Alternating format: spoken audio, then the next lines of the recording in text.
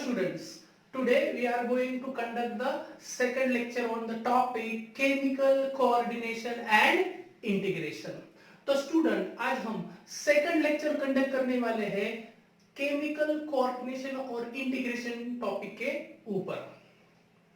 In this lecture, in first section we will study the endocrine system and in second section we will discuss the some MCQ.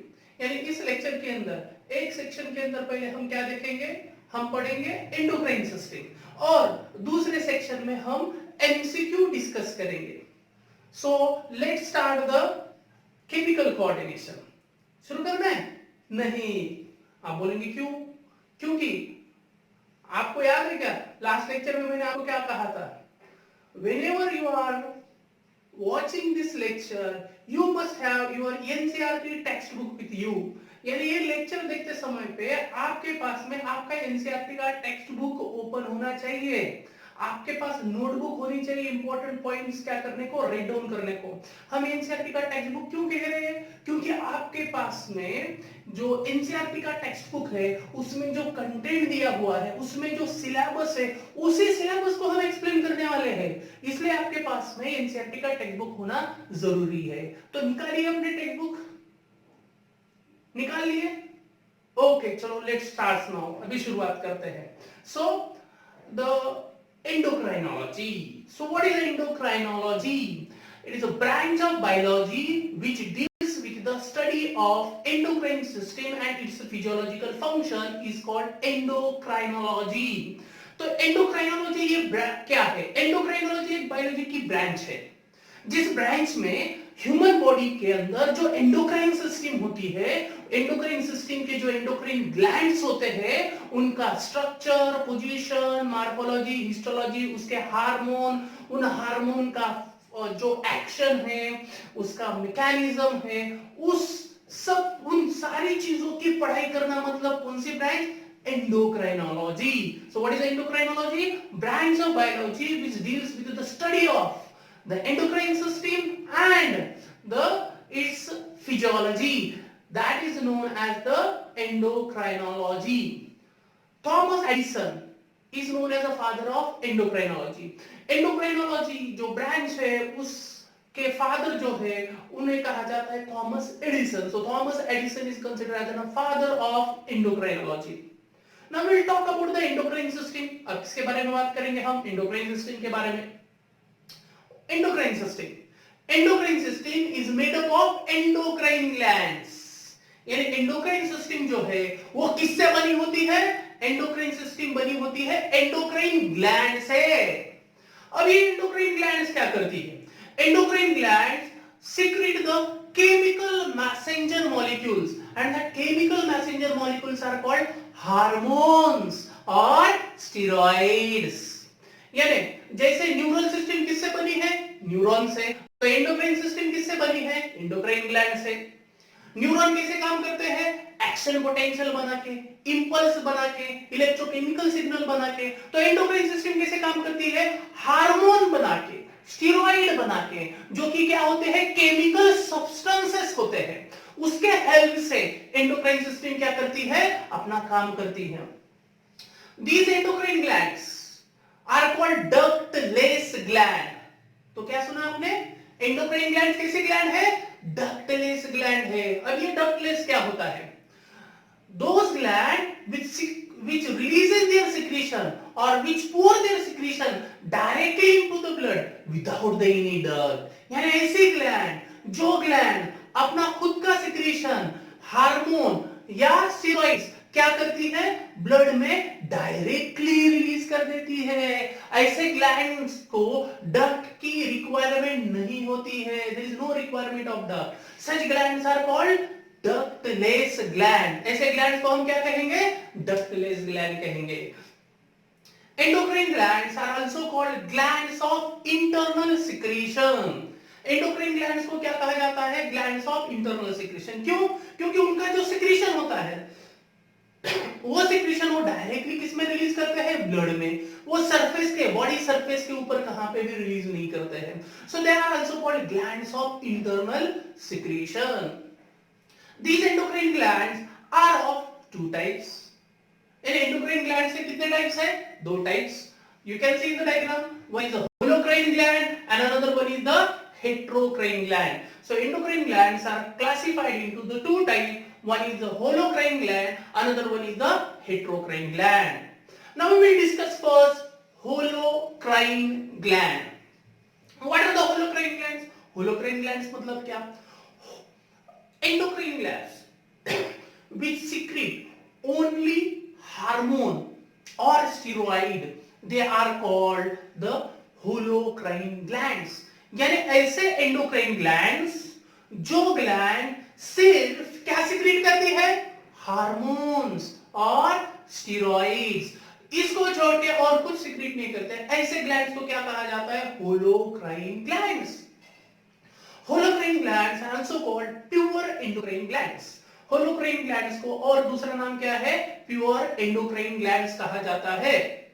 अब ये जो holocrine glands होती है, pure endocrine glands होती है, उसका अगर हम एग्जांपल देखेंगे तो आप देख सकते हो डायग्राम में, ह्यूमन की बॉडी के डायग्राम में, उसमें देखिए in head region that is in the brain, head में ब्रेन के अंदर दो ग्लैंड्स है, pituitary gland, second one is the pineal gland, both are the pure endocrine gland, holocrine gland. अब head region से हम neck region में आते हैं. neck region में on the ventral side there is a pure endocrine gland, thyroid gland. ventrally thyroid gland है. dorsal side में कौन है? parathyroid gland है. तो neck region में भी दो है, ventrally thyroid, dorsally parathyroid. फिर हम आते हैं chest region में. chest region में एक endocrine gland होती है जिसे कहा जाता है thymus gland.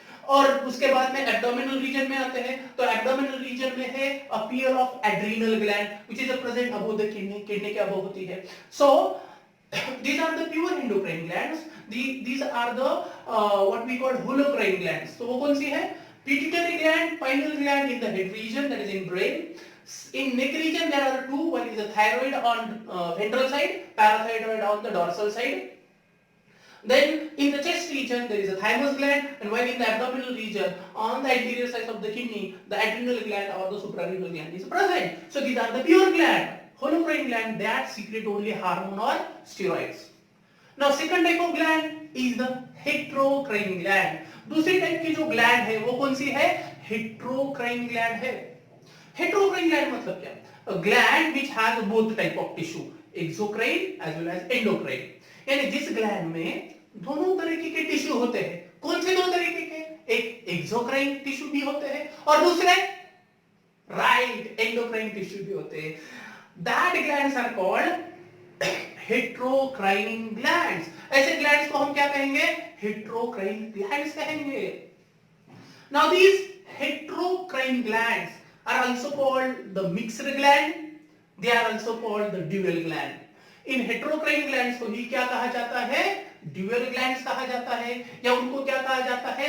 मिक्स्ड ग्लैंड कहा जाता है. तो उनको हम ड्यूअल ग्लैंड, मिक्स्ड ग्लैंड क्यों कहते हैं? तो देखिए हेट्रोक्राइन ग्लैंड में दो पार्ट होते हैं, जैसे हमने कहा they have the exocrine tissue as well as the endocrine tissue. So exocrine tissue of heterocrine gland will secrete the enzyme और अदर सिक्रीशन. यानी जो एक्सोक्राइन टिश्यू होता है वो क्या सिक्रीट करेगा? एंजाइम और other secretion. And that its secretion, the exocrine part will release its secretion with the help of ducts. And exocrine part किसके हेल्प से उसका secretion रिलीज करेगा? डक्ट के हेल्प से. यानी ये प्रॉपर्टी किसकी तरह हो गई? एक्सोक्राइन ग्लैंड की तरह. दूसरा जो एंडोक्राइन टिश्यू रहेगा, endocrine tissue will secrete the hormone or steroid. जो एंडोक्राइन पार्ट रहेगा वो क्या सिक्रीट करेगा? हार्मोन और steroid. And they will release their secretion directly into the blood. There is no need of duct. Duct की जरूरत ही नहीं है, डायरेक्टली ब्लड में रिलीज कर देता है. तो ये किसकी प्रॉपर्टी है? एंडोक्राइन ग्लैंड्स की. So gland which show the both tissue, exocrine tissue as well as endocrine tissue, they are called dual gland because they are showing the property of both glands, exocrine as well as endocrine. They are also called the mixed gland. So that are the heterocrine glands. The example अगर देखेंगे तो there are two examples of heterocrine gland, mixed gland, dual gland. One is the what we call pancreas and second one is the gonads. Now we'll come toward the pancreas. See the diagram. This is the pancreas. हमने elementary canal पढ़ा है. We have discussed the human digestive system and we have classified the human digestive system in the two parts. One is pituitary canal, and second one is the digestive glands. और digestive glands पढ़ते समय पे हमने ये भी पढ़ा है in the loop of duodenum. कहाँ पे? In the loop of duodenum of small intestine there is a presence of pancreas. कहाँ पे होता है? लूप ऑफ डिओडिनम में पैनक्रियास प्रेजेंट होता है. Pancreas is heterocrine gland. Heterocrine gland है यानी इसमें एक्सोक्राइन पार्ट भी है और एंडोक्राइन भी पार्ट भी है. Now see the histology. Histology में हम देखते हैं. So this is the pancreas. अब ये डायग्राम में देखिए पैनक्रियास के पेरीफेरी में ये फ्लावर जैसे छोटे छोटे स्ट्रक्चर दिए. They are the exocrine cap, exocrine part. तो पैनक्रिया में देखिए एक्सोक्राइन पार्ट है और उस एक्सोक्राइन पार्ट को नाम क्या दिया है? Pancreatic acne. And this pancreatic acne you can see in the diagram there is also presence of duct. क्या है उसमें? Duct present है. And they secrete the pancreatic juice. So pancreas has the exocrine part, pancreatic acne. Pancreatic acne secrete the pancreatic juice. And what the pancreatic juice contain? All of we know that it contains the digestive enzyme. Okay. Then the second part, you can see the second part that is the some spherical structure given in the center, and that spherical structure is what we call the endocrine part of the pancreas. And that endocrine part of pancreas is known as the islets of Langerhans. उसे क्या कहा जाता है? Islets of Langerhans. And this islet of Langerhans secrete what? It is going to secrete the hormones. Which hormones? Like insulin, glucagon, somatostatin. So pancreas has the two part. One is the exocrine part, that is the pancreatic acne that secretes the pancreatic juice that contains the enzymes. And endocrine part is the islets of Langerhans. That islets of Langerhans secrete the hormones. So that is the pancreatic gland. Now we will move toward the second example, that is gonads. Now what are the gonads? Gonads मतलब क्या है? Gonads mean the sex glands. Gonads का मतलब क्या है? Sex gland. So sex gland in male they are the testes, and sex glands into the female are the ovaries. Now see, in the diagram we have shown the testes. हमने क्या दिखाया है? Testes दिखाया है. Testes which is considered as a male sex organ. जिसे हम क्या कहते हैं? Male sex organ कहते हैं. और ये जो male primary sex organ है, primary sex organ, testes. Testes has the both part. So primary sex organ in male is the testes, and testes has the both part like that exocrine part and endocrine part. Exocrine part has the seminiferous tubule, and seminiferous tubule produces spermatozoa, that is sperm, that is exocrine. And we know that the spermatozoa or sperm are released with the help of duct, and we know that duct urethra. Now next, endocrine part. Endocrine parts are the Leydig cells, and that Leydig cells secrete what? बोलो बोलो क्या secrete करते हैं? Yes, they secrete the androgen hormone, that is the testosterone hormone. So testes are also dual gland. Now we will move toward the second gonad, that is ovaries. You can see in the diagram, that is the diagram of female reproductive system. And in female reproductive system you can see on either side of uterus there is a white color bodies, and that white color bodies are called ovaries. These ovaries are the primary sex organ in female. They also have the both part, exocrine part and endocrine part. इसमें भी दो parts रहने वाले हैं. और ये कौन से दो parts हैं? One is the exocrine part and another one will be the endocrine part. Exocrine part is what? Germinal epithelium, and germinal epithelium will produce the ova, that is a female gamete. And we know that that is released with the help of the fallopian tube. Okay. Now another one. What we have talked is the endocrine part. Endocrine part is present inside the ovary are the follicles, and another one corpus luteum. This structure will secrete the hormones like progesterone, estrogen, etc. And ovary में भी दो part होते हैं. Exocrine part होता है जिसे germinal epithelium कहते हैं. Germinal epithelium produces the exocrine substance, that is ova, that is female gamete. And endocrine part जो होता है वो follicular cells होते हैं, follicle होता है, follicular cells of follicle होते हैं, corpus luteum होता है जो क्या secrete करता है? Estrogen, progesterone जैसे hormone. So gonads are also a dual gland.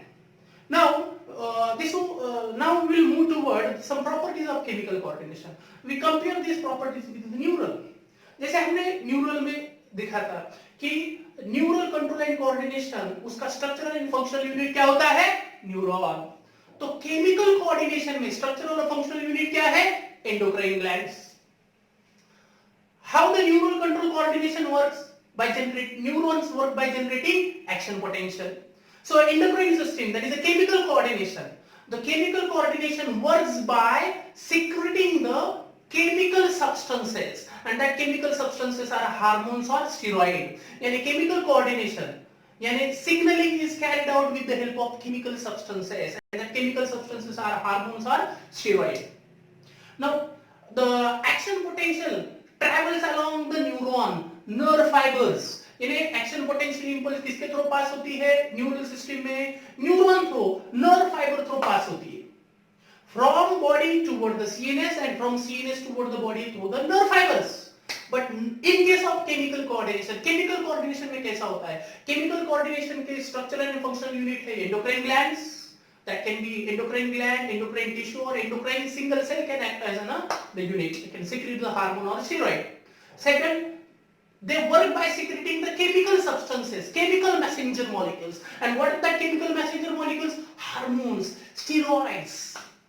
Now, how the chemical messenger moves? Chemical messenger moves through blood and lymph. That is the most important point. कि जो chemical messenger होते हैं, chemical substances होते हैं, वो कैसे travel करते हैं?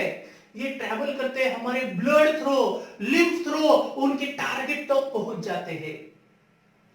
तो इसीलिए जब ये ब्लड या लिम्फ थ्रू जाएंगे तो ये पूरे बॉडी में सर्कुलेट होने वाले हैं, तो उसको क्या लगेगा? समय लगेगा. इसलिए in comparison with neural system, the speed of transmission of information is slow in chemical coordination.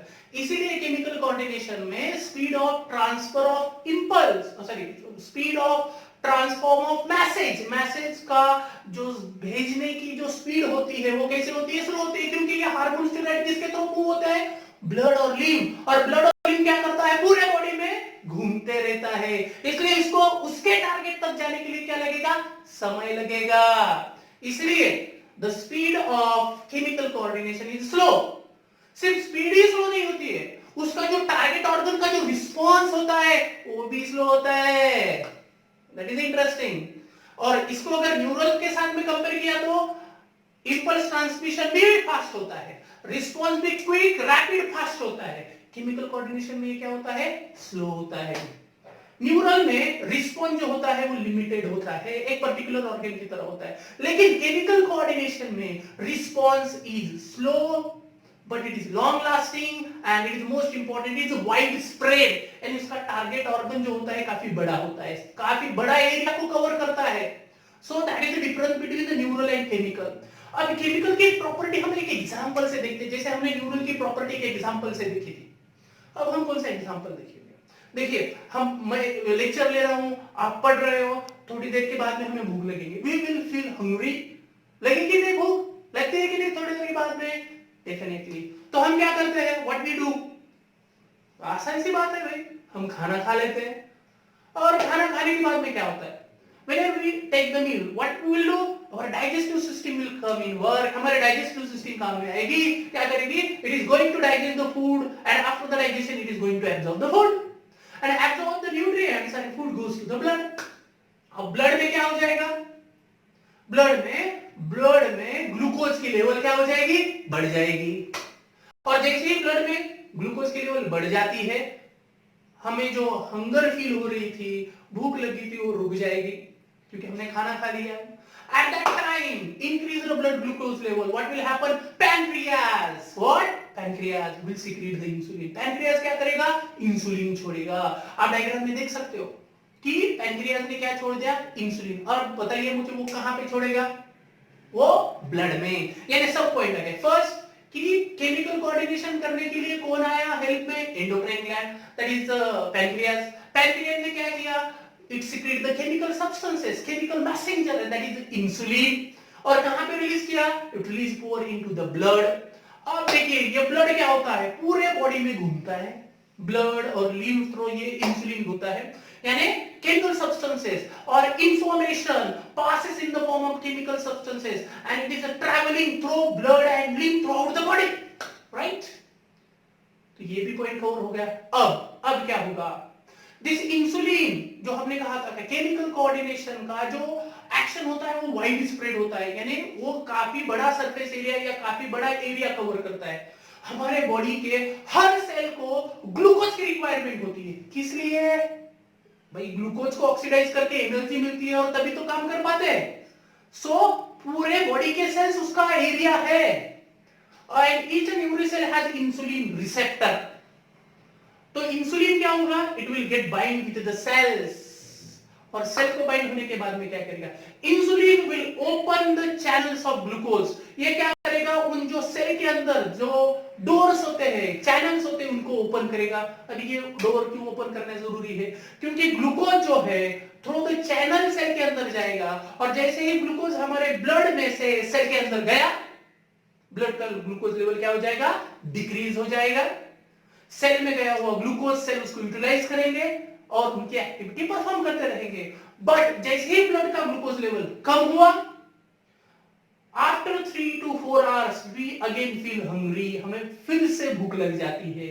यानी रिस्पॉन्स देने को भी समय लगा, रिस्पॉन्स भी वाइड स्प्रेड था, रिस्पॉन्स भी स्लो था इन कंपैरिजन विद न्यूरल।